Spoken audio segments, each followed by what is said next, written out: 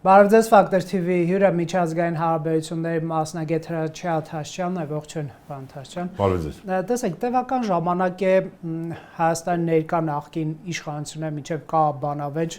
շատ պարզունակ ձևակերպեմ այդ բանավեճի վերնագիրը, ով է հանձնել Ղարաբաղը կամ ինչու սկսվեց պատերազմը հարցերի շուրջ մեծ մասամբ եւ նախկին իշխանությունները մեղադրում են Փաշինյանի թիմին 19-ի այսպես կոչված խաղաղության պլանը չընդունելու մեջ, պատերազմ սադրելու մեջ, Ադրբեջանին հույսից զրկելու մեջ, որ պատերազմով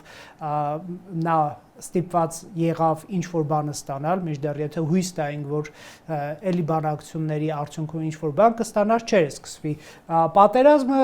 իսկ Փաշինյանը ըստ էության մեղադրում է նախկիններին բանակցային այնպիսի ժառանգություն տալու մեջ, որ պատերազմը ըստ էության անխուսափելի էր դարձել կամ տարածքների հանձնում ոչնչի դիմաց ըստ էության, ինչպես եք դուք վերաբերվում այս բանավեճին, ինչի մասն է այն։ Հա, շնորհակալություն հարցի համար։ Ես այդ հարցին, թե ինչու պատերազմ սկսվեց, ինչու պատերազմ բռնկվեց, քիչ այլ տեսանկյունից եւ ինչու գործրինք Լեռնային Ղարաբաղը։ Հա, եւ քիչ այլ տեսանկյունից եմ նայում, այստեղ ոչ թե կարևորում եմ բանակցային գործընթացում գոյություն ունեցող փաստաթղթերը եւ նրանց բնույթը, այլ մեկ այլ հանգամանք, որ այսպես կարելի է ասել, երկու կետով կարելի է բնութագրել, բնորոշել, մեկը ինչ էր տեղի ունեցել, ուրեմն 2020 թվականի դրությամբ տեղի ունեցել ուժերի հավասարակշռության խիստ խախտում հօգուտ Ադրբեջանի, ուրեմն Ադրբեջանն ուներ բացարձակ առավելություն եւ իր զինված ուժերի տեսանկյունից այդ մասին են վկայում պատերազմի մասին մեկնաբանած բոլոր փորձագետները 2020 թվականին հենց պատերազմի ընթացքում եւ պատերազմից հետո եւ որը որ ուրեմն զինված ուժերի շնորհիվ էր հասել այդ առավելությանը եւ պլյուս ուրեմն Թուրքիայի բացահայտ, բացարձակ եւ անվերապահ աջակցությունը, որ վայելում էր Ադրբեջանը։ Այս երկու հանգամանքները իրան տվել էին ուրեմն ուժերի առավելություն, ուժերի խախտումը։ Պլան ընդունվեր։ Նայեք, ես վերջացնեմ, երկրորդ կետը ինչն է, որ բացի դրանից Ադրբեջանը ուներ նաեւ վայելում էր նաեւ, այսպես կարելի ասել, բարենպաստ միջազգային կամ արտաքին միջավայրի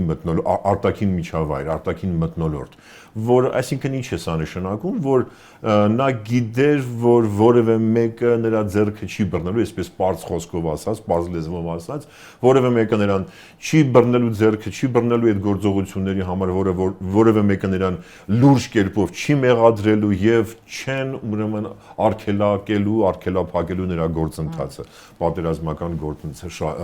գործողությունները, ռազմական ուժի կիրառման գործողությունները։ Այս պարագայում, եթե այս երկու հանգամանքները կային, ուրեմն Ադրբեջանը, որը որ ձգտում էր Լեռնային Ղարաբաղի հակամարտության իր համար բարենպաստ կարգավորմանը, լուծմանը, բնականաբար պետք է գնար ուժի կիրառման,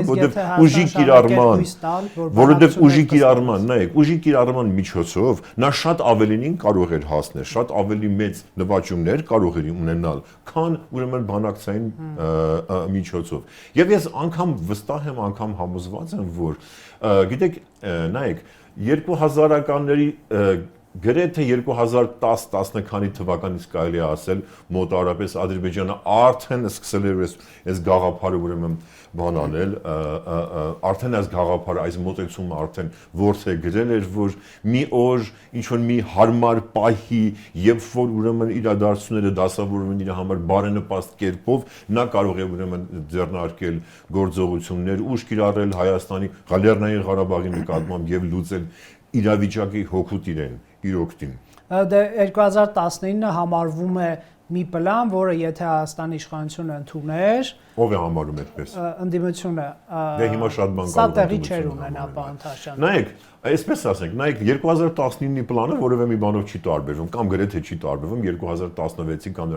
նախորդած պլաններից, բոլորը նրանք հիմնված են մադրիդյան սկզբունքների վրա։ Եվ որևէ ինչ-որ նորություն այնտեղ չկա։ Հիմա դե եկեք պատկերացնենք 2019 թվականին Հայաստանը եւ ինչ էր այնտեղ, գիտեք որն է պայմանը, որն է թե ինչու պետք է Ադրբեջանը չսկսի պատերազմ։ Անմիջապես հանձնի 5 տարածքներ, 5 շրջաններ չեմ սկսի։ Այո, ոչ թե կարգավիճակել խաղաղության դիմաց։ Խաղաղությանն էլ ընդ որում շատ ժամանակավոր խաղաղության, ընդ որում եւ չգիտես ինչքան կտևեր այդ խաղաղությունը։ Հիմա նայեք, 5 տարածքները դու հանձնում ես, բայց Ադրբեջանը այդ բանը պահպանում է, այդ առավելության զգացումը ունենում է։ Հիմա ես ինձ մոտ հարց է առաջանում, իսկ ինչի պետք է հրաժարվի Ադրբեջանը այդ գաղափարից, երբ որ ունի բացարձակ առավելություն։ Միջազգային խաղապաններ կտեղարկվեն։ Ինչ միջազգային խաղապաններ։ Հիմա եկեք sense նայենք 2020 թվականից սկսված ինչպիսին է աշխարհը։ Ովքեր պետք է տեղակայեն այդ ուժերը։ Մինսկի խմբի համանախագահները, այո, Ռուսաստան, Ֆրանսիա եւ Ամերիկայի Միացյալ Նահանգներ, հա։ Ուրեմն 1 տարի հետո կամ տարի ու կես հետո նրանք սկսում են իրար հետ ընդհանրապես չխոսել, չշփվել։ Եվ մտնում են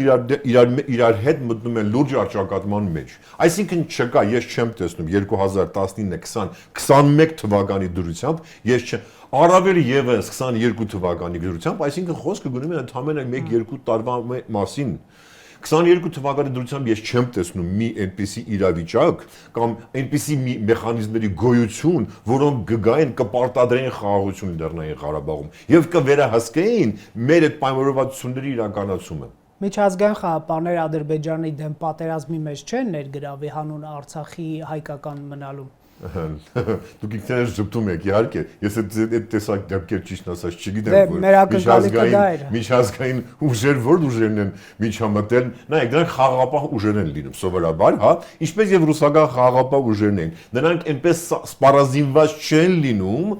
որպեսզի կարողանան ուրեմն դիմակայել, դիմագրավել այդպիսի ուժերի։ Հետաքրքիր նյուանս, Ադրբեջանը համաձայնվել էր այն ռազմական էկիպաժին, այսպես ասենք, որով մտել են ռուսները, քանի զենք պետք է լինի, քանի հոգի պետք է լինի։ Նրանք շատ մինիմալ էին։ Նրանք ի վիճակի չեն, ռուսական ուժերը 2-3000 հոգին որ կային, նրանք ի վիճակի չեն լինի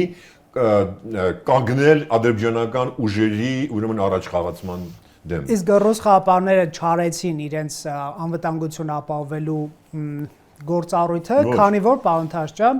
Փաշինյանը Ադրբեջանի տարածքային ամբողջականությունը ճանաչեց Լեռնային Ղարաբաղը։ Քանի որ Ռուսաստանի Դաշնությանը դա ձեռնտու չէր, իր ազգային շահերից ելնելով, դա ձեռնտու չէր։ Թե Պուտինը զրկվեց Ալիևի հետ բանակցելու հիմքից, որ տեսել կա խնդիր։ Դե եթե Հայաստան չի ճանաչում Ղարաբաղ Ադրբեջանի մաս, կոնֆլիկտը մնում է։ Ռուսաստանը չէր ճանաչում Ադրբեջանը Ղարաբաղի։ Ճանաչում էր, բայց կարևորը Ղարաբաղ Ադրբեջանի մաս ներողություն։ Բայց Փաշինյանը չճանաչելը ավելի։ Ինչով էր կարևոր։ Դե Պուտինը գործիք կստանար Ալիևի հետ բանակցելուց։ Ղարաբաղի հակամարտություն, հասկացություն ծնվում է ինչի հիման վրա։ Ծնվում է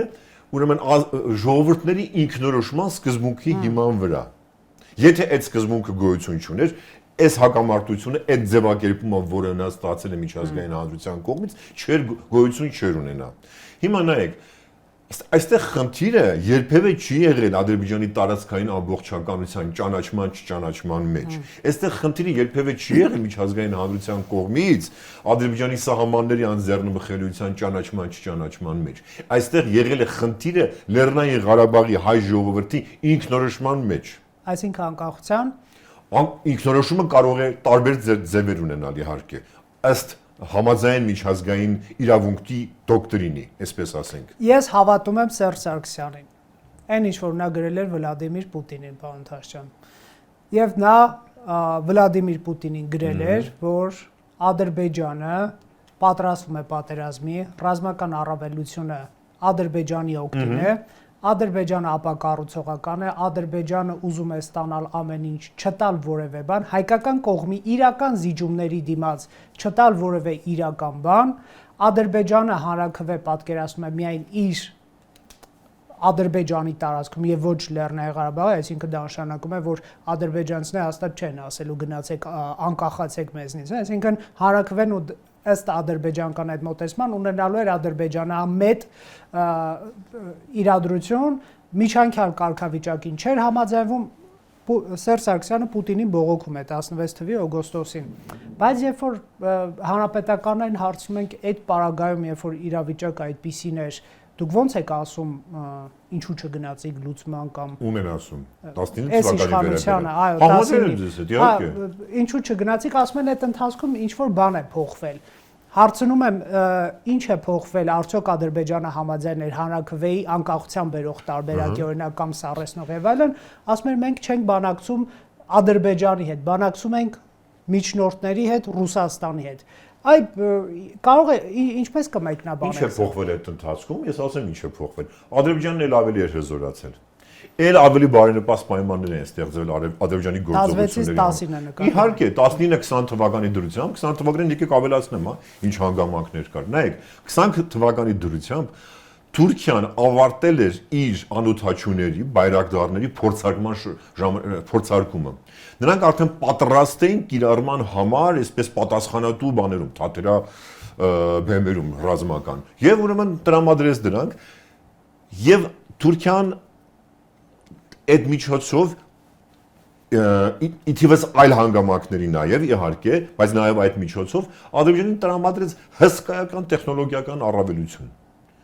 Ընդ որում ես կարծում եմ որ 16 թվականին, նայեք, այդ բայրակթարների գործոնը դեռևս չկար, կային միայն իսրայելական այդ բաները, անօթաչուները, 16 թվականի դրությամբ Ադրբեջանը ուներ այդ աստիճանի տեխնոլոգիական առավելություն, ինչպես նա ուներ, ինչպեսին նա ուներ 19-20 թվականին։ Սա է փոխվել։ Հակառակի մասին ես կարամ ասեմ։ Ավելի այսինքն բանը անխուսափելի է դարձել պատերազմը։ Բայց համաձայն եմ 100%-ով ձեզ հետ, որ երևի եթե որևէ մեկը ասում է ինչի չես գնացել կարգավորմանը, ինչի չես բանակցել եւ այլն այդ քայլերը չես ձեռնարկել, ուրեմն առաջին հերթին ինքը պետք է ասի, իսկ ինքը ինչի չի գնացել դրան։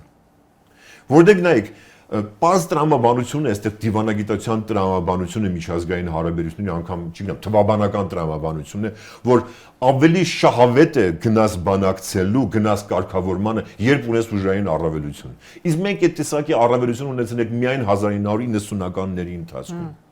Եվ 97-98 թվականին ներկա սեղանի դրված թղթերը, որ մերժվել են, դրանք են եղել այսպես շրջադարձային ճակատագրական նշանակություն ունեցող մեզ համար մի պահ ա եղել դա։ Իսկ դուք կարդացել կներեք հազար ներողություն եմ խնդրում ուղղված նամակը, եթե իհարկե կարդացել եք ինչ որ մեկնաբանություն ունեք դրա շուրջ։ Չէ, չունեմ։ Բայց նայել այնտեղ էլ ամեն բան գրված է, որ Ադրբեջանը չի գնում զիջումների։ Եւ ես նայեք, ես ինչ որ ես ասեցի, այդ փիլիսոփայությունը այնտեղ արտահայտված է։ Ադրբեջանը որ գնում է պատերազմի, գնում է բանի ռազմական ուժի կիրառմանն է գնում։ Պարզապես իրավիճակը նա սպասում է հարմար պահի, հարմար իրավիճակի։ Հիմա այս 20 թվականի դրությամբ ավելացնեմ մեկ հանգամանք եւս COVID համավարակ, դա գիտեք քիչ հանգամանք էր, ողջ դիվանագիտական կյանքը սարած էր։ Չկար որևէ անցուդարձ դիվանագիտական, Եվրոպան ամբողջությամբ զբաղված էր այդ հարցով, պլյուս դրան հիշենք 2020 թվականի աշնանը, հոկտեմբեր-նոյեմբեր ամիսներին Ամերիկայի Միացյալ Նահանգները գտնվում էին նախընտրական կատաղի պայքարի մեջ, աննախադեպ աստիճանի լարվածության։ Դուք այն ժամանակ դիվանագետ եք, չէ՞ ԱՄՆ-ում։ Որպես ականատես եք ասում։ Լավ, եթե եկեք այս գլուխը անցյալի ամփոփենք, որ առաջիկայի զարգացումներից էլ խոսենք, էլի, այսպես մի քանի տողով, հա, անխուսափելի էր արդյոք պատերազմը։ Ես համարում եմ այո։ Սա այսպես ուրեմն դա այս ձնագունդը մեծանում էր եւ հասավ այդ կրիտիկական պահին, երբ որ կար հարմար դասավորություն իրերի, բարենպաստ դասավորություն Ադրբեջանի համար եւ այդ պահին իրանք ճիշտ պահը որսացին, այսպես եթե կարելի ասել։ Եվ եթե մենք տայքեն ինչ որ ուզում էր, ես գտնում եմ, որ ինչ որ ուզում էր, գիտեք, մի հատ էսպիսի բան էլ ասեմ։ Լեռնային Ղարաբաղն ուզում էր, թե մի հատ էսպիսի բան էլ ասեմ, դուք կհասկանաք պատասխանիցս թե ինչ է իմ միտքս։ Նայեք, իրենց պետք էր պատերազմ։ Ադրբեջանին պետք էր, Ադրբեջանի իշխանություններին, Ալիևին եւ Վերնախավին պատերազմը պետք էր իրենց լեգիտիմությունը հաստատելու համար։ Նրանք շատ թույլ լեգիտիմությամբ իշխանություն ունեին եւ ես կարծեմ ելի առիթ եմ ունեցել ասելու այստեղ, որ մոտավորապես 2015 թվականից այն կողմ նրանք չունեն տնտեսական աճ, առ այսօր։ Բարեկեցության աճ, այսպես ասեմ։ Ոչ թե չունեն տնտեսական աճ, այլ չունեն մեկ շնչին ընկնող եկամուտի աճ։ Հնա մեկ շնչին ընկնող հնան չի աճում։ Նայեք, սա այս պայմաններում, եթե դու չունես, ուրեմն այդ բանը չես տալիս, բարեկեցություն, չկա, երբևէ չես ընտրվել մաքուր ընտրությունների միջոցով, դու ինչպես պետք է հաստատես քո լեգիտիմությունը։ Միձև պետք է բացատրել ավտոկրատիան։ Սա ուրեմն լավագույն, սա շատ պոպուլար, շատ ուրեմն տարածված եւ շատ սիրված բան է, ինչոց է ավտոկրատ ղեկավարների համար գնալ պատերազմի։ հաղթանակած պատերազմը շատ շահավետ բան է նման պետությունների համար։ Եվ հետո գիտեք ինչ է սա անում։ Սա համախմբում է ժողովրդին ինչ որ զգացմունքներ, իրանց ռազմահերնասիրական պաթոս։ Իհարկե, սա գիտեք ինչ, շատ խորը, այսպես բան եղած, վիրավորված ինքնասիրություն ունեցող ժողովուրդ էր։ Ես կարծում եմ, որ նրանք տենչումել էին պատերազմ։ Ադրբեջանցիները։ Այսինքն կան շատ հանգամանքներ, որոնք բերեցին հանգեցրեցին այս պատերազմին։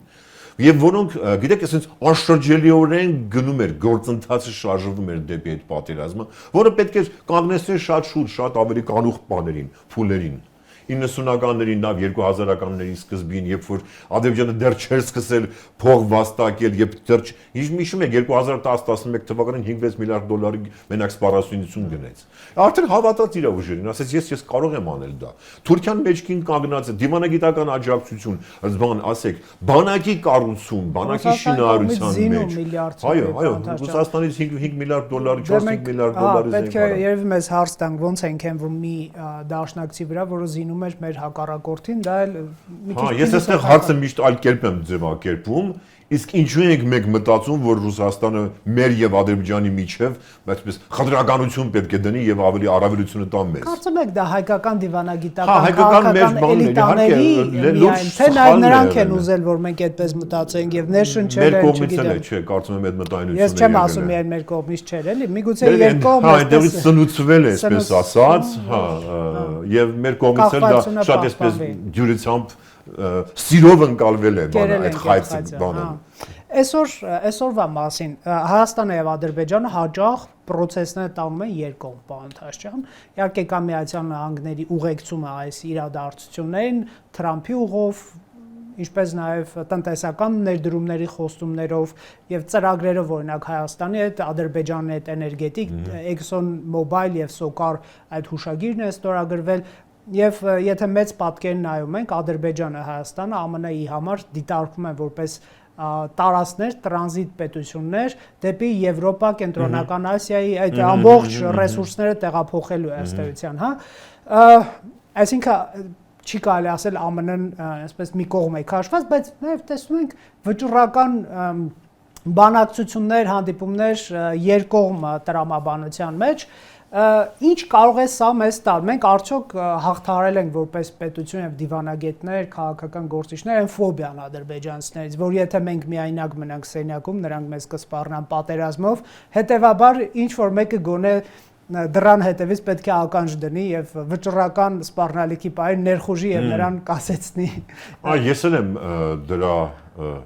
իսկ նախընտրեի, որ լիներ միշտ վստահելի, հուսալի միջնորդ։ Հա, այսպես միջնորդը շատ լավ է, բայց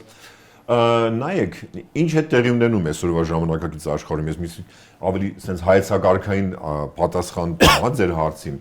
Նայեք, հատկապես այս Ամերիկայի Միացյալ Նահանգների ազգային անվտանգության ռազմավարության նոր ռազմավարության ընդունման նոր ռազմավարության մեջ այսպես նշмарվում է, այսինքն արձանագրվում է մի հանգամանք, որը շատ կարելի ասել, որը այսինքն վտանգավոր է մեզ համար։ Հիմա բացատրեմ թե ինչ է։ Նայեք, ընդունված է համարել, որ առնվազն վերջի 30-40 կամ 90-ականների սկզբից առապատերազմի ավարտից հետո աշխարհում հաստատվել էր մի համակարգ, որը կարելի է, որը քաղաքագետները կոչում են օրենքների վրա հիմնված համակարգ։ Այսինքն կան սկզբունքներ, կան նորմեր միջազգային հարաբերությունների եւ խնդիրները լուծվում էին այդ հարթության վրա։ Նայեք նույն Լեռնային Ղարաբաղի խնդիրը չէր առաջանա, եթե չլիներ այդ համակարգը, եթե գոյություն չունենար այդ համակարգը։ Եթե մենք չապավինենք, եթե մենք չմտածենք, որ կա, գիտեք, այս ուրեմն օրենքներ կան, կանոններ կան, ատյաններ կան, միջազգային բազմակողմ ատյաններ կան, որոնց մենք կարող ենք դիմել համապատասխան դեպքերում, եւ այլն եւ այլն։ Եվ նրանք կպատժեն ագրեսորին եւ այո, ինչ որ բաններ, պատժամիջոցներ, սանկցիաներ կկիրառեն եւ այլն եւ այլն։ Մենք այս պատկերացումներն ունենք։ Հիմա ինչ է տեղի ունենում։ Կարծես այս համակարգը գնում է դեպի տրոհման, փլուզման, վերջը փոփոխության մեջ է գտնվում միջազգային հարաբերությունների համակարգը։ Եվ հիմա մենք կարող ենք ասել, գիտեք, ՄԱԿ-ի այս sense շատ բան ոչ, ինչ ասեմ,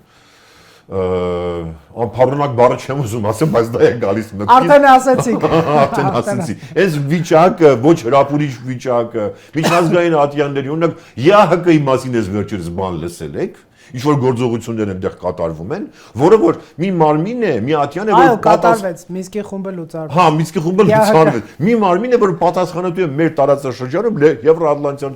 տարածաշրջանում խաղաղության պահպանման համար, այսպես ասած։ Հիմա նայեք, այս պայմաններում շատ այսինքն չկան մեխանիզմներ, չկան գործոններ, գործիքներ, որոնց վրա մենք կարող ենք ապավինել միջազգային եւ բազմակողմ։ Եվ այս պայմաններում շատ կարևոր է հենց երկու կողմերի միջև երկխոսությունը։ Շատ կարևոր է, որ իր հետ հենց ուղիղ խոսես եւ գտնես լեզու, գտնես, կարող փորձես նվազեցնել հնարավոր սպառնալիքները։ Անձնական ընկալումներ, այսինքն իհարկե դիվանագիտությունը, երկու կողմերի հանդիպումները, այսինքն մեր խնդիրը շատ ավելի բան է դառնում։ Իրենց հետ լեզու գտնել, տեսնել թե ինչպես կարելի է նվազեցնել հնարավոր ռիսկերը, հնարավոր սպառնալիքները, որովհետև չկան միջազգային մեխանիզմներ, որոնց ատյաններ, որոնց վրա ես կարող եմ ապավինել, որոնց կարող եմ ես ապավինել։ Դե միֆ էլ պայթեց այս ընթացքում, որ մեր ամենահավատարիմ որևէ դաշնակից մեկի համար Ռուսաստանը, մեկի համար Ֆրանսիան, մեկի համար ԱՄՆ-ն, մեկի համար Իրանը Բաքուն կռմբակոց են, որպեսզի պատժեն եւ չէ, դա կասեք ցնորամիտ են, բայց չէ, ես հասկանում եմ, որ դուք կրկնում եք ինչ-որ մեկի բաները, մտքերը,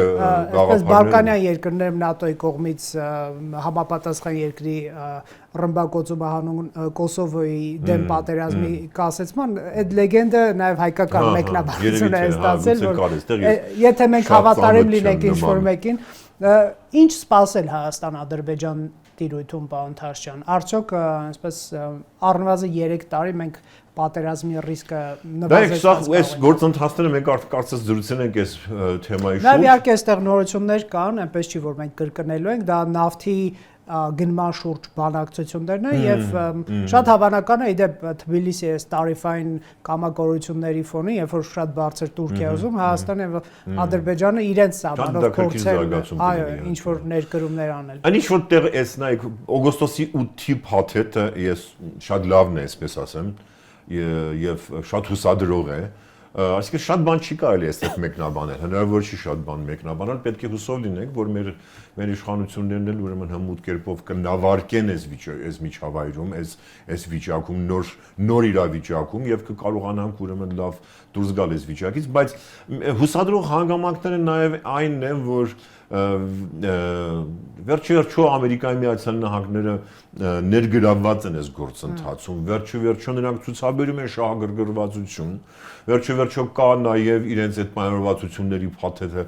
Կենտրոնական Ասիայի հետ, վերջիվերջո Հարավային Կովկասը պահպանում է իր տրանզիտային տարածաշրջան լինելու գործոնն է պահպանում։ Վերջը սրանք կարծում եմ իրար վրա, որ եթե հավաքես բան կլինի, կարող են եւ շատ դրական արդյունք տան։ Վերջի երջո ստորագրվի այս նախաստորագրված փաստաթուղթը։ Եվ ես Չգիտեք, չեմ կարող ասել, չեմ կարող հիմնավորել տրամաբանորեն, բայց այսպես ինտուիտիվ կերպով մտածում եմ, որ գիտեք, Թուրքիան էլ է շահագրգռված էլի խաղաղության մեջ։ Թուրքիան կուզենա, որ Հայաստանի հետ նորմալ հարաբերություններ ունենա, կայունություն լինի Հարավային Կովկասում, նա բնավ չի շահի բանից արճակատման լարումի նոր փուլից Հարավային Կովկասում։ Դեպ այստեղ մի քիչ աբսուրդային է իրադրություն, երբ որ Ադրբեջանը թույլ է տալիս իր տարածքով տրանզիտ փոխադրումներ դեպի Հայաստանի Հանրապետություն, պատրաստում է նավթ վաճառել Հայաստանին, բայց նաև արգելափակում է Թուրքիայի եւ Հայաստանի միջև սահմանի բացումը։ Ինքը գնում է բարելավումների, այսպես։ Դա միշտ պահում է այս բան, այդ մահակը միշտ ձեռքին պահել է։ Բայց ինքը որոշակի քայլեր անում է, այս դեպքում մի քիչ տրամաբանություն խախտում է, ինչու է Թուրքիային արգելում։ Այսպես Հա, որտեղ Թուրքիայի հետ գիտեք բան է, չէ՞, Թուրքիայի հետ միայն փաթեթային պատկերացում է, որ բան գործընթաց տեղի կունենա, դիվանագիտական հարաբերությունների հաստատում, հարաբերությունների կարգավորում, սահմանի ուրեմն շահագործում եւ այլն։ Դա դրանից է մտավախությունը դրա հետ է կապված։ Թուրքիան պետք է մտածեն, եթե Ադրբեջանը ինչ-որ քայլեր է անում, ինչու է իրենց Թուրքիերը երևի թե հա շատ գերադասելի կներ մեզ համար, իհարկե Թուրքիան ավելի այսպես խոհեմություն, այսպես դիվանագիտական բան խորամանկություն բառը չասեմ, խոհամություն դիվանագիտական խոհամ, իմաստություն ցուցաբերեն, լայնախոհություն իմաստություն ցուցաբերեն եւ ուրեմն առաջին քայլը այսպես համարձակ քայլ անեն եւ շարժվեին առաջ այս ուղղությամբ։ Դա իհարկե այսպես հույս եւ տեղեկատվություն։ Եվ կարծում եմ իրենք շատ կբարձրացնեն միջազգային իրանց հեղինակությունը եւս, եթե այդ քայլը կատարեին։ Տեղեկություններ կան, որ կարող է հունվարից դիվանագիտական անձնագիր ունեցողների համար բացվել սահմանը, չի բացառվում նաև երրորդ երկրներ, երկրորդ կոմպոնենտը մի քիչ բարդ է, բայց այդտեղ սպասենք։ Իսկ այն, որ մենք զիջումներ ենք անում հիմա Ադրբեջանին, Միսկի խումբն ենք փակում, ԵՄ դիտորդներ կարող է սահմանից դուրս բերվեն, միջազգային հայցերը հետ կան։ Կարող է դուրս բերվեն, իսկ չգիտեմ, լուրը չունեմ նայեք։ Ոչ թե Հայաստանի Հանրապետությունից, այլ սահման չգնաց, փաստաթղթում ռազմավարական օրակարգ հա անվանումը կրող Եվրոպական միության հետ փաստաթղթում այդ կետը գոյություն ունի Եվրոպական միության դիտորդների առաքելության մասին կետը գոյություն ունի եւ ես կարծում եմ որ դրանք երկարատև բան է դա բավականին երկարատև հեռանկար ունեցող հանգամանք է իսկ զիջումների մեղադրանքը սա այս process-ը զիջում է թե ավելի արժանապատիվ է այսպես ասենք խաղաղության տարբերակ ունի ես կարծում եմ իրատեսությունից ելնելով կատարված քայլեր են իրավիճակի ճիշտ ստապ գնահատումից ելնելով կատարված քայլեր են։ Այսինքն մեր երազանքների իրադրությունը չի, բայց հարկադրված իրադրությունը հա իհարկե, վերջով գիտեք այդ անհաջողությունը պատերազմում դա մեծ հետևանքներ ունենալու։ Չէր կարող չունենալ։ Այսինքն մենք նայեք հիմա քաղում ենք այն պտուղները, որոնք որ բան են արել, աճեցրել ենք այս պատերազմին նախորդած երկու տասնամյակների ընթացքում չգնալով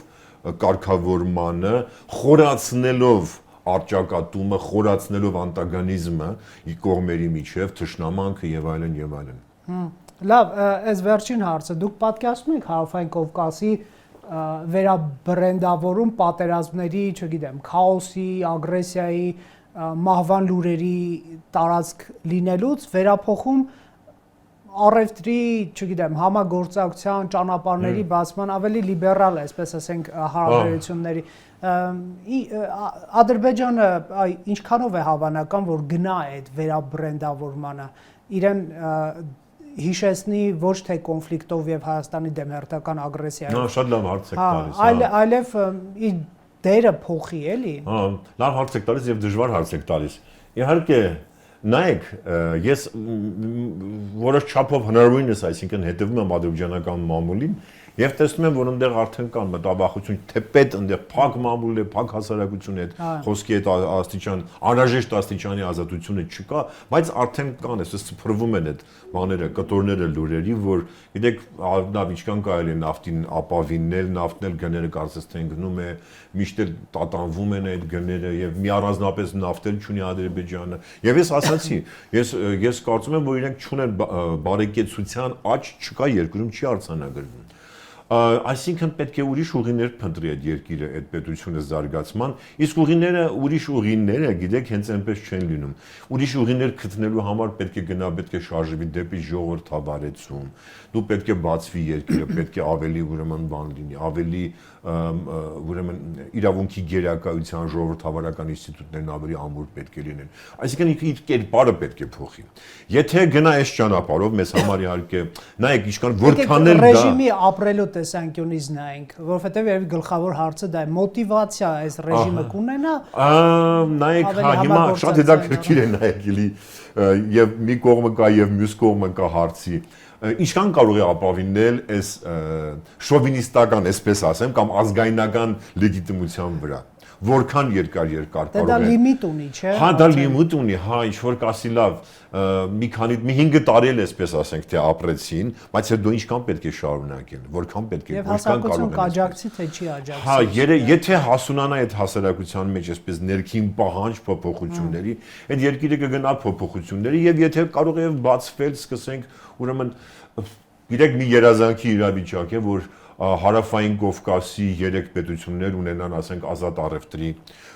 գոտի երեքով միասին։ Նայեք, մինչև հիմա Հայաստանը Վրաստանի հետ չունի նման բան։ Թեպետ անցյալ տարի կարծես բան ենք ստորագրել 2024-ին ռազմավարական գործընկերության մասին, բայց քանի կոպեկ արժի դա, եթե չունես այդ պետության հետ, եւ քանի տարի արդեն 30 տարի է հա մենք 35 տարի վրացիները դրանով են հարաբերություններ ունենք, բայց չունենք ազատ առևտրի մասին պայմանագիր այդ պետության հետ, հա իհարկե։ Բայց շատ լավ կլիներ, ես այս տարածաշրջանում պատկերացրեք հանգարց ավելի լայն էսպես մի բան լիներ, նաեւ դրան միացած լիներ Թուրքիան, նաեւ դրան միացած լիներ Ռուսաստանը, այսպեսի մեծ մի տարածաշրջան ազատ առևտրի գոտում։ Սա է ապագան խաղաղ եւ բարեկեցիկ ապագան տարածաշրջանի համար։ Հակառակ դեպքում իհարկե դու մտնում ես այսպես, գիտեք, sense խոտոր ճանապարհների մի արահետների մի ժամանակաշրջան, եթե իհարկե մերժես այս ամենը եւ գնաս նորից էլի ապավինելով ուժի վրա կամ ապավինելով թշնամանքի նացիոնալիզմի վրա, դա բան չի տանելու, դա ակուղային ճանապարհ է։ Եվ երաշխավորված չի, որ միշտ հաղթողը դու ես։ Իհարկե, հա, դա էլ կա, ճիշտ եք ասում։ Շնորհակալություն զրույցի համար։ Ձեզ եմ շնորհակալ։ Factor TV-ում հյուրընկալել ենք Հրաչյա Թաշյանի։